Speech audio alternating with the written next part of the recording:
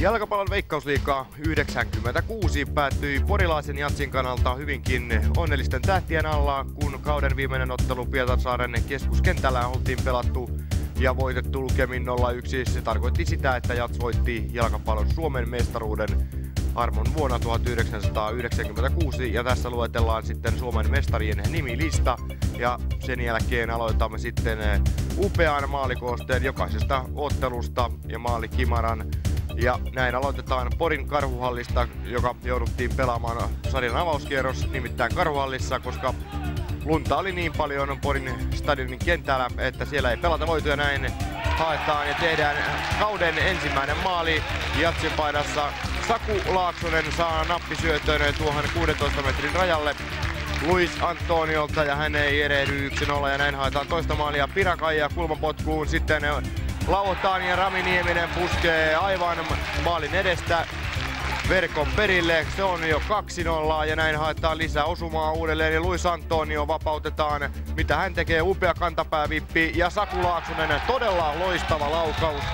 Aivan vapaa potkurajan tuntumasta kierteinen vasurilla ja se on sitten niin paljon kuin 3-0 ja Pietarsaaren Jaroa tunnutaan viemään oikein isän kädestä. Kuinka on vielä kun Jaro syttyy? Aleksei Jeremenko, erittäin taitava pelaaja, syöttää ja sitten ammutaan palloa toiselle puolelle ja näin ampuu ruuhkaan ja sieltä sitten Jari Vanhala, hyvä maalintekijä, Helsingissäkin pelannut, löytää pallon ja panee sen porilaisverkkoon. Se on 3-1 ja nyt Jani Suikkanen katkoo, lähettää Antonio vauhtiin, niin näyttäisikö paitsiolta, mutta näin ei. Rajamiehen lippu nousee ja tuo harmittaa kyllä Jani Vianderia vielä pitkään. 4-1, melkoisen taitava kukutus yli maalin ja sinne se vaan putoo maaliverkkoihin. Ja Luis Antonio tekee sen, mitä häneltä odotettiin. Ja näin sitten toisen otteluun ja nyt pelataan sitten jo Porin stadionilla. Vastassa on Turun Palloseura ja näin vapautetaan Luis Antoniota ja jälleen kerran hän kukuttaa yli maalivahdin ja tällä kertaa vientivuorossa on Panu Toivonen ja Luis Antonio saa vierelleen Jani Suikkasen ja Saku Laaksonen mukaan tuuletukseen. Ja nyt ampuu sitten TPS-tasoituksen ja se on urkulaispelaaja Luis Kurbelo, joka näyttää, että hänelläkin taitoa riittää. Olihan hieno maali sekin ja lisäosumia haetaan Pirakaija taistelussa. Sitten tulee Jukka Ollikala paluumuuttaja Ruotsista. Hän on viime vuosina pelannut Ruotsin Kiirunassa ja nyt Poriin. Tosin hän ei ole kyllä porilaisseuran kasvatti, että siinä mielessä ei voida puhua paluumuuttajasta, mutta melkoinen hevosenpotku miehellä on ja siinä tärähtää niin, että soi TPS:n Mika Valdén rangaistuspotkussa ja hänkään ei erehdy, joten maaliverkot heiluvat tuttuun vanhojen vuosien malliin Jatsin peleissä. Sitten tulee Juha Riippa taistelumaali kulmapotkusta ja puskee väellä ja voimalla pallon kaappiin ja edelleen lisäosumia Vesa Rantanen, hyvä syöttö Antonion, hänen kääntönsä. Nyt tulee Pirakaija, ajaa aina alueen sisään, haastaa TPS-puolustuksen, kääntää sitten Laaksonen, mutta hänet kaadetaan, ei mitään rangaistusta. Antonio ottaa pallon, kieputtaa ja hieno suoritus ja kiertää vielä maalivahdin kiinni sivusta pallon, joten tuossa kohtaa TPS:n puolustusta vietiin kuin litran mittaa maalintekijänä Luis Antonio. Sitten Myllykoskelle ja Saviniemen urheilupuistoon. Myllykosken pallo, yksi Jatsin pahimpia kilpakumppaneita kautta aikojen. Tässä Ajax Amsterdamissakin käväissyt Petri Tiainen näyttää pienen näytteen taidoistaan, todella hieno maali. Ja sitten Jatsin vapaa potku ja paikalla Pirakaija vähintään yhtä hieno suoritus. Hänkin näyttää jollekin värvälille, että täältä kyllä pesee, todella hieno maali. Nyt heittää Myllykosken pallon sitten jo rajaheiton Jatsin maalille. Ja nyt ei tunnu kukaan palloa löytävän. Sitten tulee Myllykosken pallo, löytää sen ja pistää pallon verkon perille. Se on TPS:stä kovalla kohulla hankittu Tom Enberg ruuhkaan ja hän löytää pallon ja pistää sen Jatsin verkkoon. Ja nyt tullaan jälleen vaarallisesti. Sieltä tullaan ja pusketaan. Kaikki vähän ihmettelevät, mitä tässä tulee tapahtumaan. Mauri Keskitalo tulee ja sylii kulmalippua. Se siinä. Sitten Porin stadionilla ja vastakkain Jats Finaarin palloilijat. Saku Laaksonen ottaa keskikentällä pallon ja lähtee melkoiseen sooloon, juoksee läpi Finbar puolustuksen ja vetää pallon takanurkkaan. aivan maalitolppaa hipoen. Siinä on miettimistä Finpan puolustuksella. Ja nyt lisämaalia haetaan muutamaan toiseen päähän ja kyllähän Finpa maalin tekee. Siinä se jo kerran maalissa käykin ja nyt varmistetaan tuo tilanne uudelleen. Ja Finpa tekee maalin ja maalintekijänä kukapa muu kuin Tommi Paavola.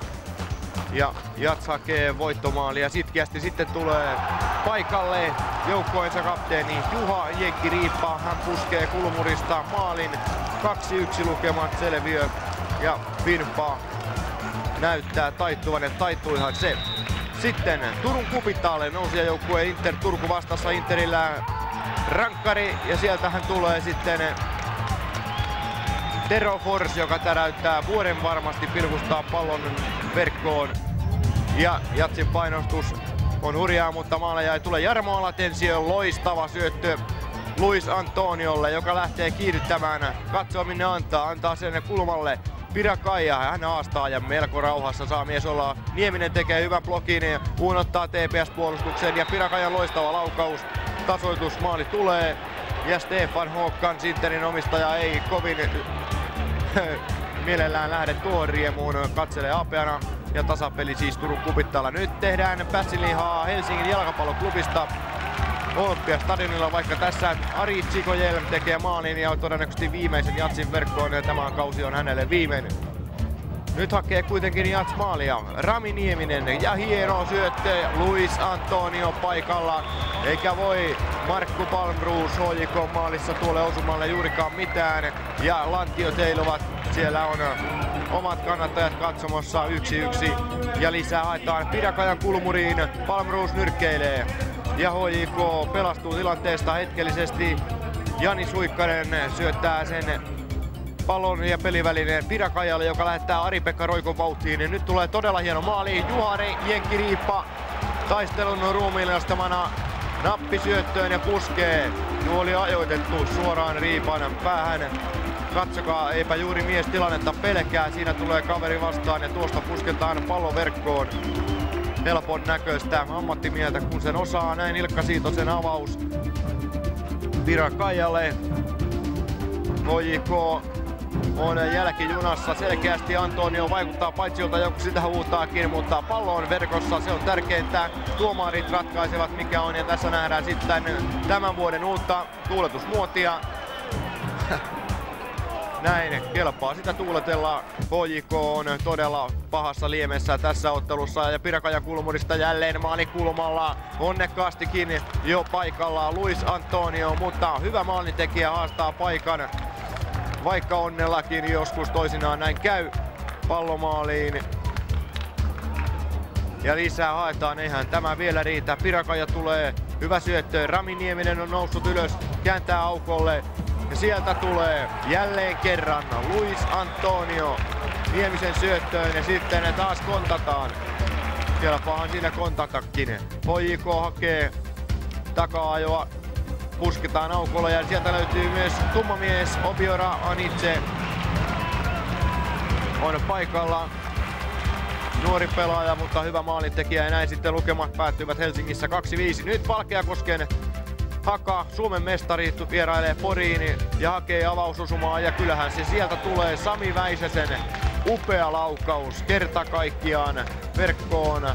Haka, joka siis voitti Suomen mestaruuden ja Jatsista sinne siirtyy Jukka Ruhanen, joka ei kertaakaan loukkaantumisten takia valitettavasti Jatsia vastaan pelannut. Ja näin Haka, hieno syöttö Jari Kinnuselta. Ja palloa haetaan laukaisupaikalle ja sieltähän se tulee. Valeri Popovic on paikalla ja vetää 2-0 lukemat taululle. Jatsilla tässä ottelussa ei mitään mahdollisuuksia. Sitten Poriin saapuu toinen kova joukkue Myllykosken pallo ja nyt haetaan ensimmäistä maalia. Saku Laaksonen tulee ja mies, joka on pelannut myöskin 2 kautta Mypan riveissä, rokottaa vanhaa seuransa. Toki hän on porilaisen jalkapallon kasvattaja, tekee 1-0. Näyttää herra Kammanille, että kyllä täältä vielä pesee. Ja Myllykosken pallo ei antaudu, ei missään vaiheessa ja hieno syöttö ja näin pusketaan pallo yli Siitosen aivan maalin yläkulmaan. Ja homma on tasoissa Kotkan lahja. Niklas Grönholm tekee Mypalle tasoitusmaalin ja nyt tulee Jats uudelleen. Pirakaija, joka tuntuu olevan keskikentän herra ja hidalko ja onkin sitä. Hyvä syöttö Antoniolle, hyvä haltuunotto, voimakas laukaus ja jälleen on Saku Laaksonen paikalla ja mies täräyttää jo toisen maalinsa Mypan verkkoon. Ja Myllykosken Pallo ei missään nimessä ei halua antautua. Hakee tasoitusmaalia ja kyllähän se sieltä tulee. Mauri Keskitalo jälleen kerran, hänkin tekee maalin porilaisia vastaan ja näin sitten joukkuetoverin lapsen syntymääkin siinä juhlitaan vähän brassityyliin. Nyt uusi haaste Rovaniemen Palloseura Porissa. Näin katkotaan palloa Matti Hiukan toimesta ja vedetään ja sieltä tulee todellinen kanuuna ja yllätyslaukaus. Pohjoisen pojat Poron voimalla tekevät maalin. Matti Hiukka maalin tekijänä. Näin Rops johtaa, mutta Jats ei antaudu ja näin pusketaan Rami Niemisen toimesta palloa verkkoon. Tasoitusmaali 1-1 kulmapotkusta. Moni on sanonut, että Jats ei tee kulmureista tarpeeksi maaleja, mutta ainakin tämän nauhan perusteella niitä tuntuu koko ajan tulevan. Nieminen on päitä pidempi tuossa tilanteessa ja on pallossa, puskee sen entisen Jats-maalivahdin Esa Viitasen ohi. Nyt tulee sitten Luis Antonion oma show. Katsokaa, hän kieputtaa muutaman kaverin ensin sivuun ja sitten vielä maalivahti Viitasen. Se on 2-1. Kyllä ei saa tuostakaan valmentaja kehuja tuo Rovaniemen Palloseuran puolustus, mutta vaarallinen pelaaja on Luis Antonio jokaisessa tilanteessa. Siinä menee äkkiä laskettuna 8 miestä vipuun niin, että kolahtaa. Ja vielä maalivahti kaupan päälle tarkalla sijoituksella alakulmaan. Ja se on voittomaali tähän otteluun. Jats Ropsis Porissa päättyy lukemin 2-1. Sitten Turun Kupittaalle TPS Jatsi. TPS, joka on todellinen yllättäjäjoukkue tämän kauden Veikkausliigassa, hakee maalia ja sieltähän se tulee kuin ilmaiseksi pallo Jonathan Johanssonille ja hän tekee maalin tyylikkään varmasti. Aivan ilmaiseksi Jatsin puolustuksen keskeltä, enempää maaleja ei tullut. TPS voitti sitten Poriin, Jats Vaasan Palloseura myöskin nousijajoukkue, mutta sitten tekee vaasalaispuolustusvirhettä ja Luis Antonio rokottaa niistä kyllä kylmän rauhallisesti ja siinä menee täysin väärään suuntaan kaveri. Ja sitten tulee ja ensimmäinen ottelu ja ensimmäinen maali brassipelaaja Santos. Mies hankittiin loukkaantumisten runtelemaan Jatsin avuksi. Mies viime kaudella Saudi-Arabiassa, nyt Porissa ja tekee maalin. Sitten murheellinen ottelu Olympiastadionilla tällä kertaa ja nyt ei ole vastassa HJK vaan Finnairin Palloilijat ja ottelun ainoa maali tulee tässä. Simon Valakkari maalintekijänä nyt Valkeakosken tehtaan kentälle maaliiloitteluun ja Hakan puolustus sohrii pallon Antoniolle. Tämä mies ei erehdy, 1-0 tehtaan kentällä syntyy ja mies näyttää katsomaan, täältä pesee. Hakan puolustus söhri tilanteen, Antonio kiitti, nyt tehdään uutta osumaa Pirakaija Antoniolle, melkoinen tutkapari tuntuu olevan. Laaksosen hieno jättö, Juha Riippaa paikalla ja todella varman päälle sijoitus. Hakan maalivahdin ohi, Juha Riippa jälleen maalintekijänä, mies teki muistaakseni 7 maalia tällä kaudella, joten upea saldo. Sitten käännetään palloa Pirakajalle, hieno syöttö, Laaksonen ja hänkin näyttää, että maalinteko osataan. Haka tuntuu olevan suurissa vaikeuksissa ja Hakan puolustus naureskelee jo itsekin, että mitä tuli tehtyä, mutta ei luovuta. Näin tullaan. Jatsin puolustuksen keskelle Koskikangas pienissä vaikeuksissa. Keskitetään, Popovic puskee ja nyt tulee sitten kanuunalaukaus aivan maalin kattoon. Tuolle ei ole mitään mahdollisuutta. Ilkka Siintosella Teemu Tainio maalintekijänä. Hyvä laukaus ja hyvä oli syöttökin. Ja Haka tulee uudelleen jälleen kerran. Nyt pelataan ja vähän onnenkaupallakin, mutta Tainio vähät siitä välittää, tekee maalin. Teemu Tainio maalintekijänä näin. Haka kiri Jatsin 3 maalin johdon, mutta voittoa ei tullut ja nyt pelataan Porissa HJK:ta vastaan ja upea on Luis Antonion nosto yli maalivahdin tälläkin kertaa. Kohumaalivahti Tommi Koivistoinen ei pelannut Jatsia vastaan kertaakaan, jälleen on maalissa Markku Palmroos.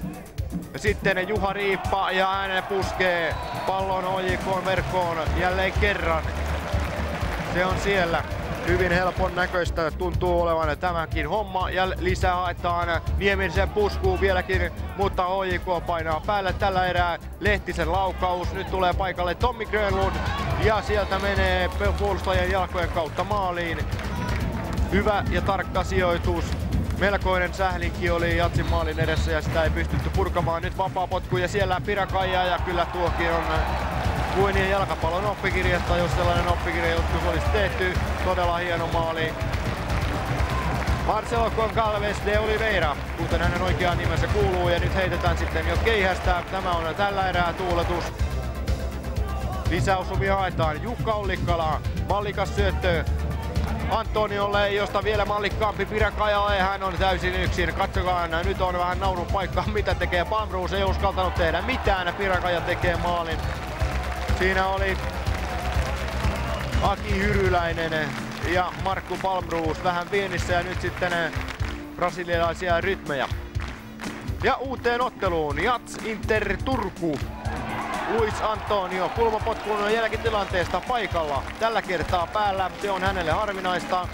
Päämaali yleensä mies tekee jalalla ja nimenomaan oikealla, mutta nyt vedetään päällä ja sillä siisti.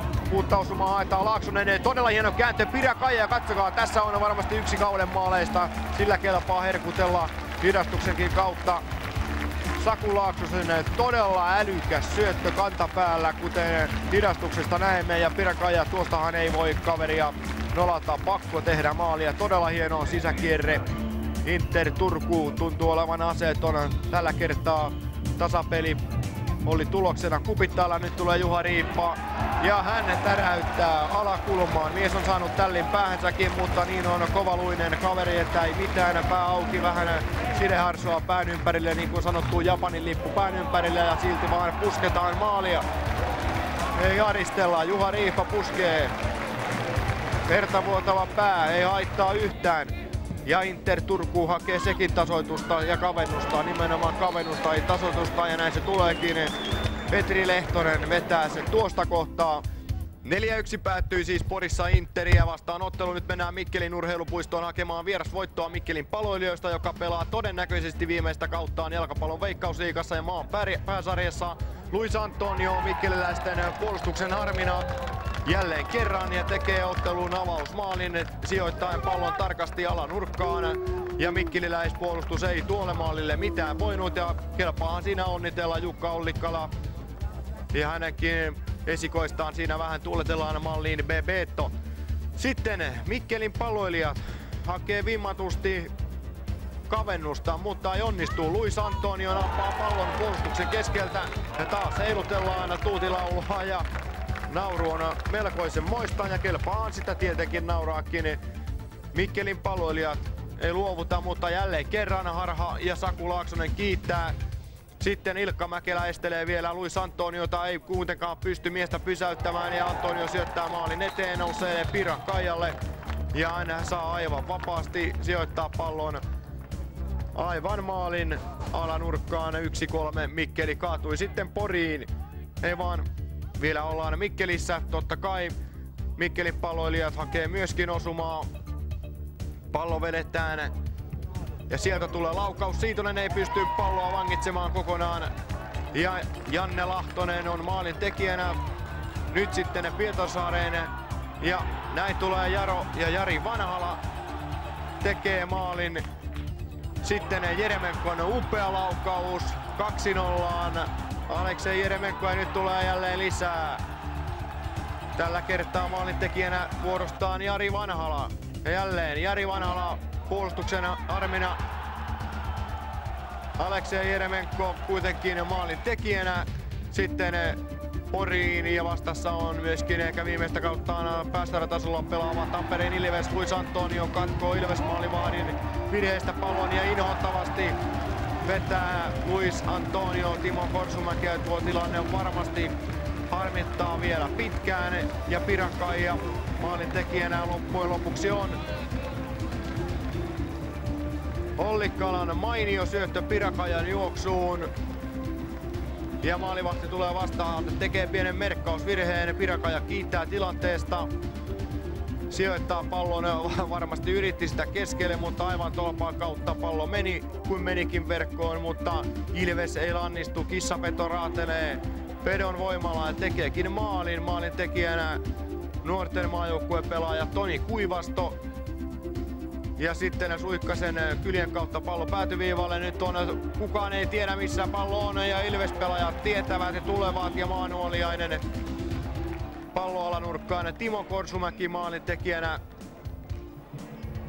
Ilves vääntää väellä ja voimalla, tulee päälle kuin yleinen syyttäjä. Siinäkin vedetään pallo yli maalivahti Ilkka Siitosen. Vähän helpon näköinen maali. Pekka Mattila, kokenut jyrä, osaa tuon homman. Hän pelasi viime kaudella Fimpassa, mutta sitten jälleen ja vapaa potkussa Pirakaija. Erittäin hieno vapaa potku. Todella mallikas sellainen, aivan maalin vasempaan yläkulmaan. Pirakaija maalin tekijänä. Taistelu jatkuu. Nyt sitten Jukka Ollikkala. Askeleet sopivat kohdalleen ja pallo maaliin. Inhottava pomppu läpi puolustuksen ja Jukka Ollikkala tasoittaa ottelun 3-3, joka onkin sitten lopputulos tuolle ottelulle. Sitten Saviniemen urheilupuistoon Myllykosken palloa vastaan ja Mypa tulee todella tunteellaan ja tahdolla. Pallo keskitetään uudelleen maalin eteen ja sitten onnenkantamoisesta. Nähdäkseni Juha Riippana jalan kautta tuon Grönholmin vetomaaliin ja nyt tulee Myllykosken pallo uudelleen. John Allen brittivahvistus ja tarkka sijoitus ohi hölmistyneen Ilkka Siitosen. Myllykosken pallo 2-0 johtoon. Näinkö on, että Suomen mestaruustoiveet karkaavat Porin FC Jatsilta. Keskikentällä taistellaan Juha Riippa. Taistelee pallon omilleen. Pitkä syöttö laitaan. Sieltä sitten Saku Laaksonen kaiketi keskittää pallon prassipelaaja Santosille, joka tekee maalin. Sitten Pirakaija vapaa potkussa ja todella taitava sellainen. Maali on siellä. Jats on kirinyt, noussut tasoihin 2-2 lukemiin. Ja Rami Nieminen varmistaa ja tuuletetaanhan siinä on noustu tasoihin. Sitten yksi kauden lapsuksista Ilkka Siitoselle.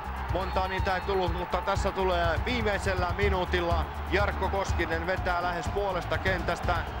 Siitonen ei pysty tuota palloa blokkaamaan ja näin Mypa voitti 3-2. Sitten Poriin ja Inter Turku vastassa loppusarjaa pelataan siis jo tässä vaiheessa. Luis Antonio harhauttelee turkulaispuolustuksen sekaisin ja samalla vielä maalivahti Jyrki Rovion.